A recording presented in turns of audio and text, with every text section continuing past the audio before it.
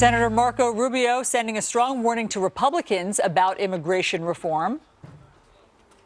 I believe that this president will be tempted. If nothing happens in Congress, he will be tempted to issue an executive order like he did for the DREAM Act kids a year ago, where he basically legalizes 11 million people by the sign of a pen. Now, we won't get any E-Verify, won't get any border security, but he'll legalize them. But will President Obama do what he wants anyway, even if Congress does pass immigration reform? Joining us now is Dan Stein. He's the president of the Federation of American Immigration Reform, FAIR. Dan, thanks for joining us. So, glad to be here. How do you assess Senator Rubio's rationale here? We better pass this bill or else the president will do it anyway? Well, Marco Rubio needs to stop digging. And the way Marco Rubio can stop digging is by stop talking about immigration amnesty bills. If you were to pass the Senate amnesty bill in the House, I mean, you really think Chuck Schumer and Dick Durbin really care about immigration enforcement? Passing that bill is like trying to ice a cake without putting it in the oven first. So Dan, ultimately, you're going to have chaos and anarchy. But Dan, what is it sounds like, if we take Marco Rubio at his word, he wants a solution for the 11 million illegal immigrants who are currently here. What is the solution? First of all, there's no urgency for the House to do anything right now. People are here illegally. We really don't know if there's 11 million or less. This president has a promiscuous attitude toward his constitutional responsibilities, basically saying, I can ignore immigration law at will. If Congress passes a law tomorrow and it doesn't mandate the president enforce the law, which the Senate bill does not, what's to stop Obama from passing out these Obama pass cards to millions more illegal aliens in the future?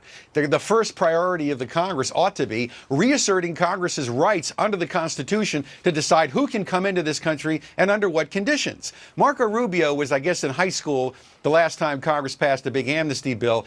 He hasn't really fully accounted for why it is all the promises were broken to the American people about getting control of immigration. The Democratic Party is going state by state and dismantling cooperative agreements. The executive branch has made it clear they're not going to work hard to deport most illegal aliens in the United States. Nothing about the Senate bill is going to fix the current problem. Instead, it's another big mass amnesty reward program with phony promises. Why would it matter? Ultimately, why would it matter what Congress does? Here's the argument that many Republicans make, as you know, Dan, is we have to get behind this bill or else we will lose the potential votes of millions of Hispanic voters. So you mentioned the 86 amnesty bill. After that, did the proportion of Hispanic votes the Republicans were winning increase or decrease?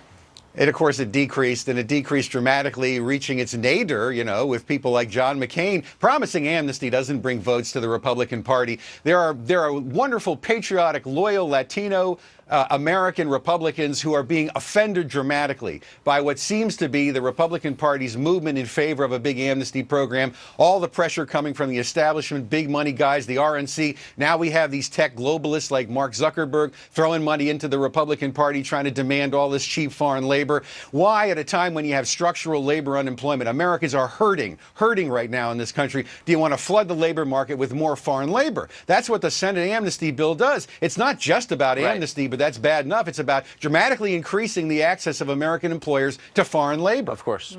Dan Stein from FAIR. Thanks for joining us. You.